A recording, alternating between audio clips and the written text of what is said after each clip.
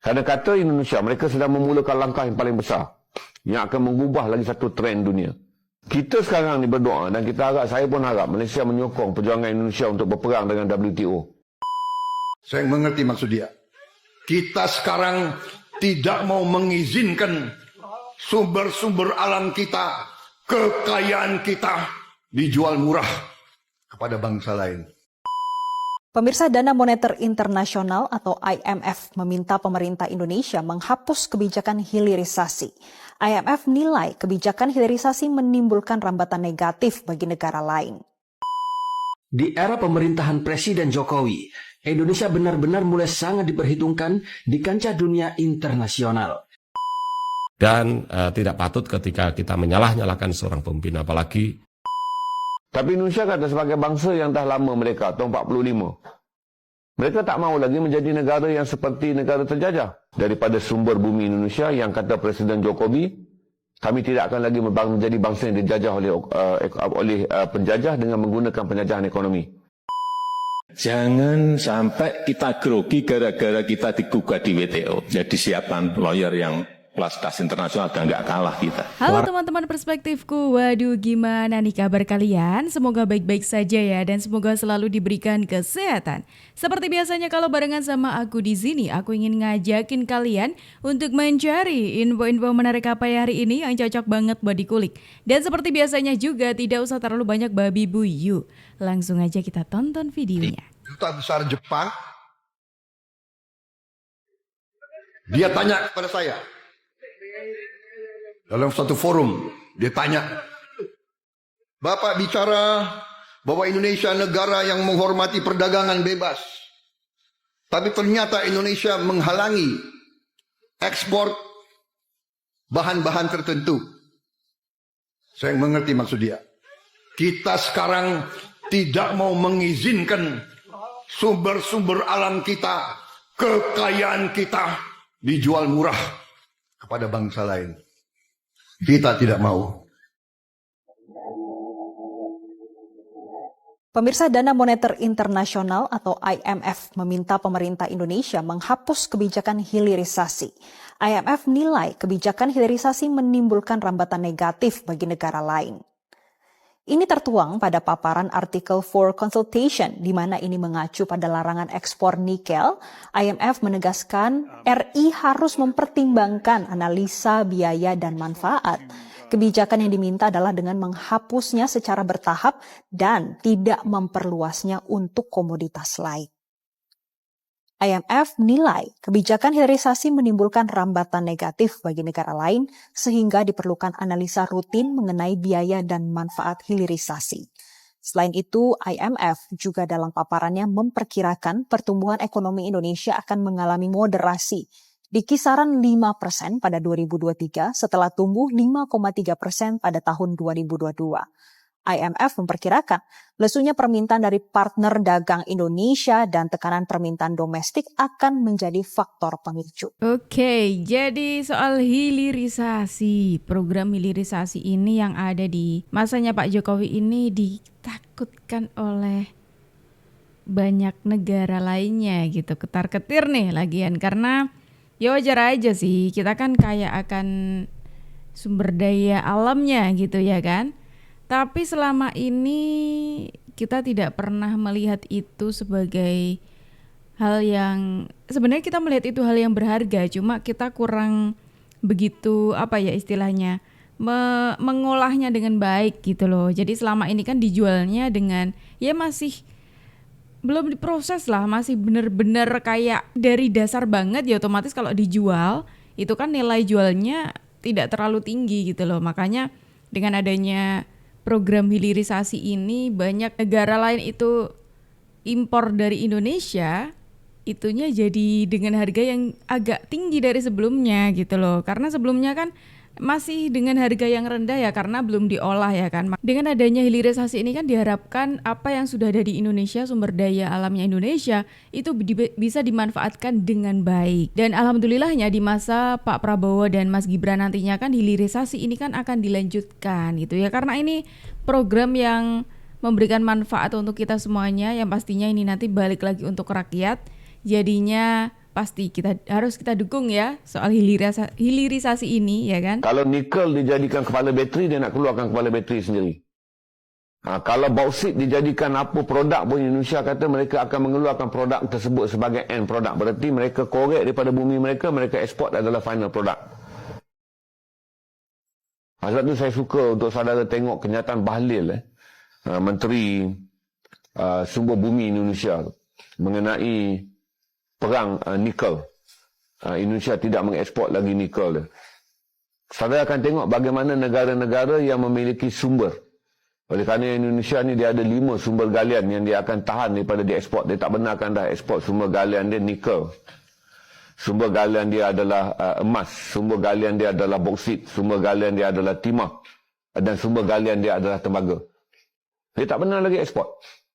Kerana Indonesia kini ingin menjadikan semua barangan yang ada dalam sumber bumi dia sebagai barangan hilirisasi. Berarti kalau nikel dijadikan kepala bateri, dia nak keluarkan kepala bateri sendiri. Kalau bauksit dijadikan apa produk pun, Indonesia kata mereka akan mengeluarkan produk tersebut sebagai end product. Berarti mereka korek daripada bumi mereka eksport adalah final product. Bagi negara-negara yang selama ini telah menggunakan produk tersebut untuk meraih untung, mereka beli hasil bumi daripada Indonesia dengan murah, mereka proses jadi end product, mereka jual. Secara rutinnya tu negara yang mengeluarkan produk hanya mendapat 20% daripada nilai barang. Negara yang memiliki teknologi memproses produk memiliki 80% keuntungan daripada produk ujung barang. Tapi Indonesia kata sebagai bangsa yang dah lama mereka, tahun 45, mereka tak mahu lagi menjadi negara yang seperti negara terjajah.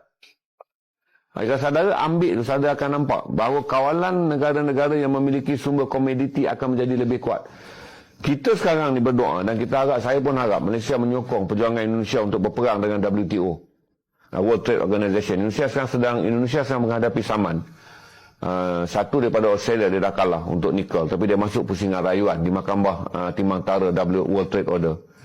Dia disaman oleh Kanada dan sekarang dia disaman oleh Kesatuan Eropah kerana dia menghentikan ekspor 5 barangan yang diperlukan oleh dunia daripada sumber bumi Indonesia yang kata Presiden Jokowi, kami tidak akan lagi menjadi bangsa yang dijajah oleh penjajah dengan menggunakan penjajahan ekonomi. Kerana kata Indonesia, mereka sedang memulakan langkah yang paling besar yang akan mengubah lagi satu trend dunia. Di mana negara yang mengeluarkan produk hasil bumi tak boleh dipaksa dalam perjanjian untuk menjual produknya tanpa pilihan. Indonesia kata pilihan mereka sekarang mereka nak hasilkan dalam negeri mereka.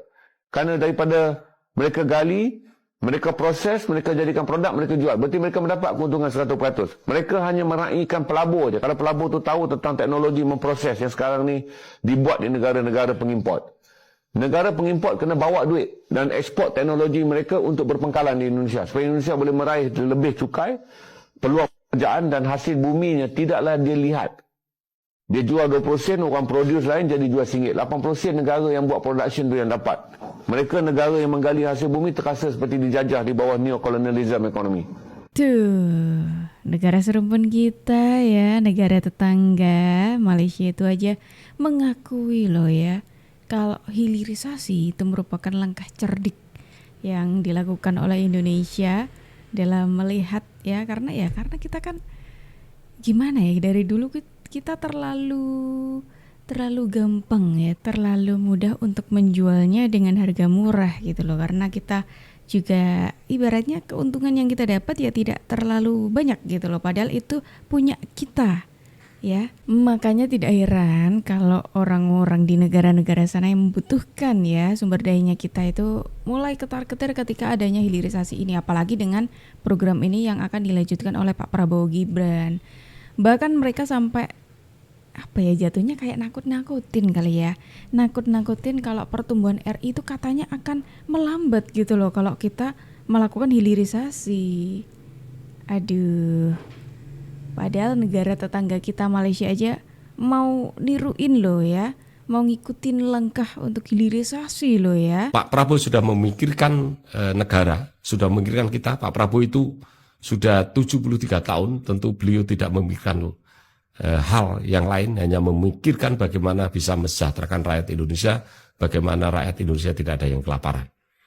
Dan tidak patut ketika kita menyalah-nyalahkan seorang pemimpin, apalagi Pak Jokowi yang tinggal 2 bulan kemudian mau diturunkan itu ada indikasi bahwa itu adalah titipan agen rahasia asing, proksi-proksi yang ada di luar sana yang menginginkan menjajah secara ekonomi, kemudian menggunakan rakyat Indonesia melalui media sosial, mereka dibayar, ya, kemudian agar supaya demonstrasi terus-menerus, kemudian menurunkan Jokowi, agar supaya Pak Jokowi diturunkan di tengah jalan, tidak sampai akhir jabatannya, agar supaya apa?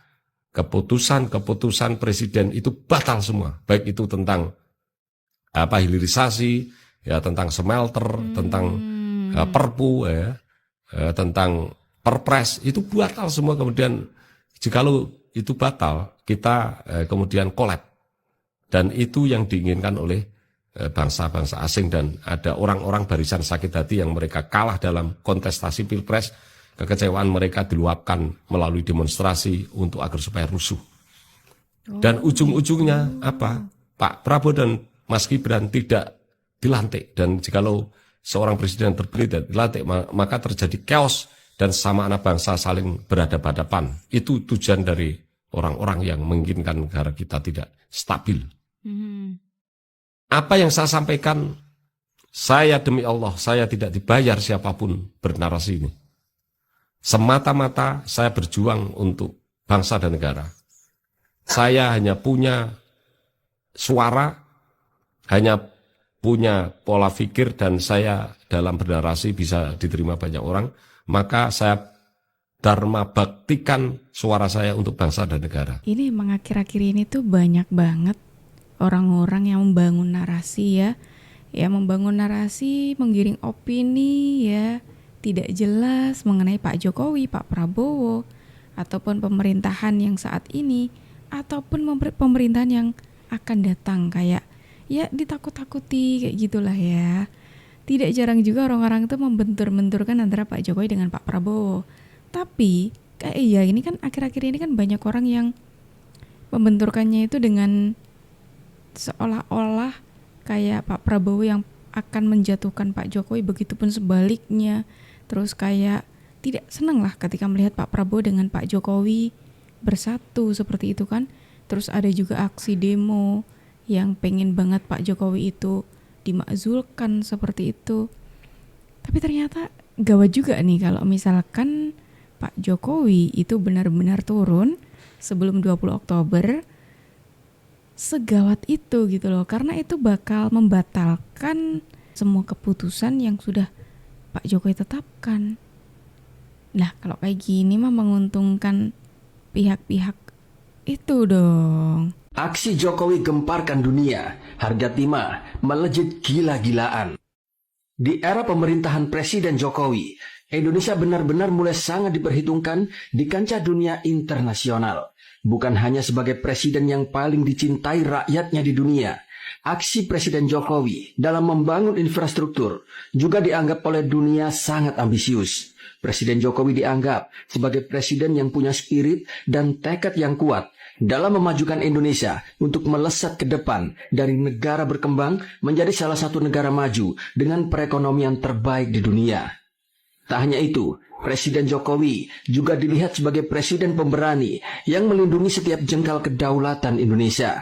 Atas keberanian Jokowi dalam mempertahankan perairan Natuna atas klaim Cina. Ada klaim bahwa Natuna Utara itu masuk ke Nine Days Line dari Laut Cina Selatan. Saya bawa kapal perang kita dan saya datang ke Natuna. Saya sampaikan bahwa Natuna adalah teritorial Indonesia. Dan baru-baru ini, beberapa kali dunia perdagangan global dibikin serangan jantung oleh Presiden Jokowi atas segala pelarangan ekspor mineral mentah.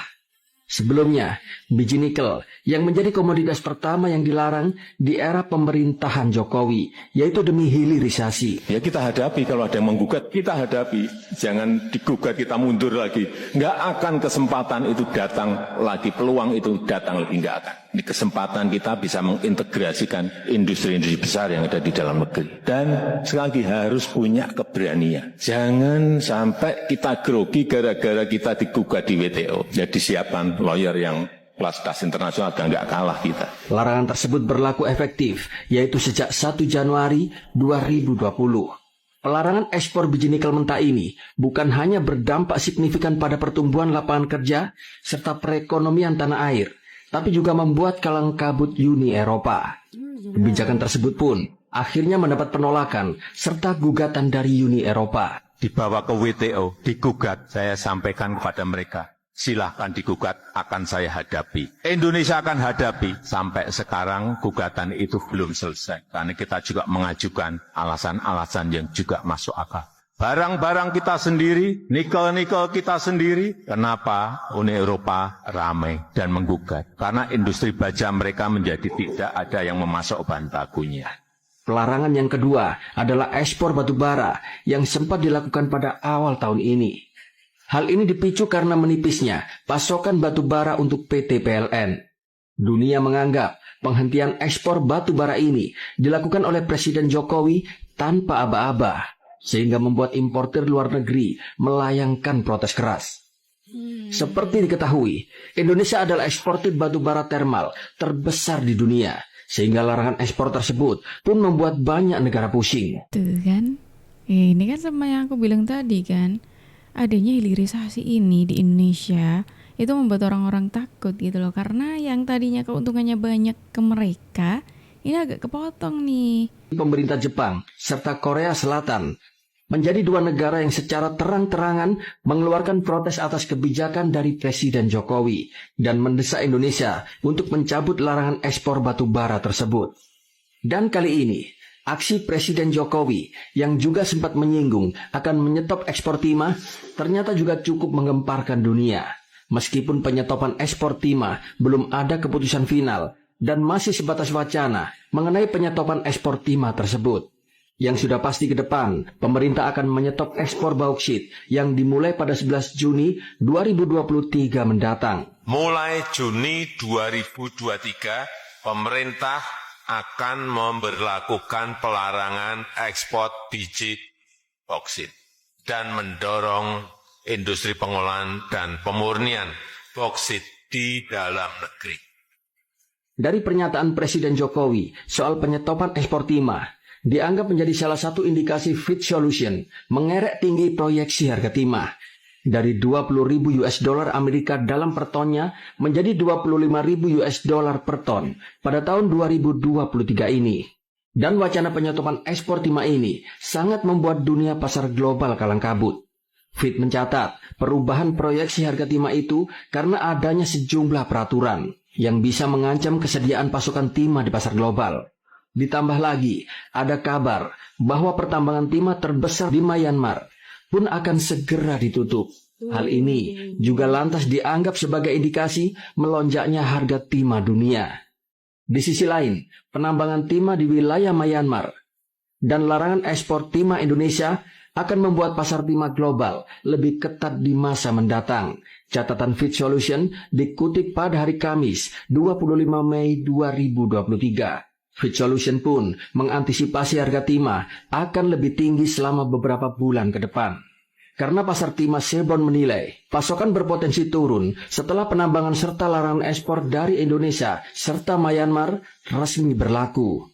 Fitch Solution memprediksi harga timah naik dalam jangka panjang karena permintaan tetap ada di tengah pasokan yang berpotensi menurun. Padahal menyetop ekspor timah ini baru sebatas wacana dari Presiden Jokowi.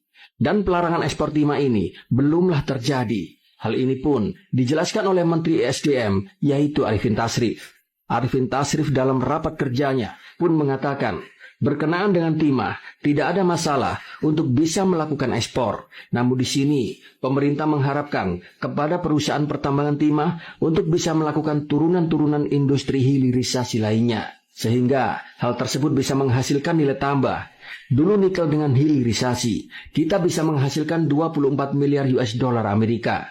Dan dengan dukungan Komisi 7 DPR, melahirkan Undang-Undang Minerba. Tandas Menteri Arifin, dikutip pada Kamis 25 Mei 2023. Dan dari sini, kita pun bisa menganalisa bahwa Presiden Jokowi punya keberanian yang besar dalam menentukan ke arah mana Indonesia ke depan.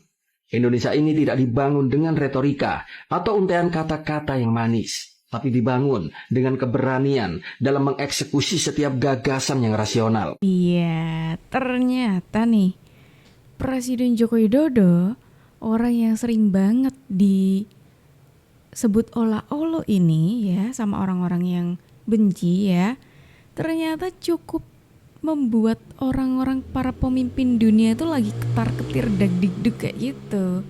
Karena Pak Jokowi ini bisa melihat hal besar yang dimiliki Indonesia yang selama ini kurang dilihat sebagai peluang gitu loh. Karena ini soal hilirisasi. Coba bayangin dong, hilirisasi kalau ini dimulai dari dulu gitu. Wah. Coba bayangin, padahal ini kan kenapa kok ini baru disadari itu sekarang? Berdaya kita yang ternyata dari dulu kita jual terlalu murah, padahal itu milik kita loh ya. Kita jual cuma-cuma rasa-rasanya ya. Itu baru bisa dilihat kalau itu sebagai peluang besar ya di eranya Pak Jokowi. Orang yang sudah banyak dihina ya, yang banyak dikritik ya kan, yang sudah banyak diremehkan, tapi ternyata di mata dunia tidak seperti itu. Jadi soal hilirisasi ini harus kita dukung ya, karena jangan sampai kita takut lagi sama apa yang dikatakan orang-orang gitu loh soal wah ini nanti akan turun nih perekonomian di Indonesia gitu. Ya karena mereka takut kalau kita hilirisasi, ya berarti nilainya yang bakal dijual ke mereka kan lebih tinggi ya. Seperti itu. Gimana nih kalau pendapat dari teman-teman semuanya mengenai video kita hari ini? Yuk tulis di kolom komentar ya. Dan teman-teman semuanya terima kasih banyak karena kalian sudah menemani aku dari awal sampai akhir. Sayangnya kita harus akhiri dulu video kita hari ini sampai di sini. Tapi tenang aja karena besok insya Allah kita ketemu lagi. Jadi jangan lupa diklik tombol subscribe-nya supaya kalian tidak ketinggalan info terbaru dari kita. Aku Jub pamit undur diri dulu. Sampai jumpa dan terima kasih.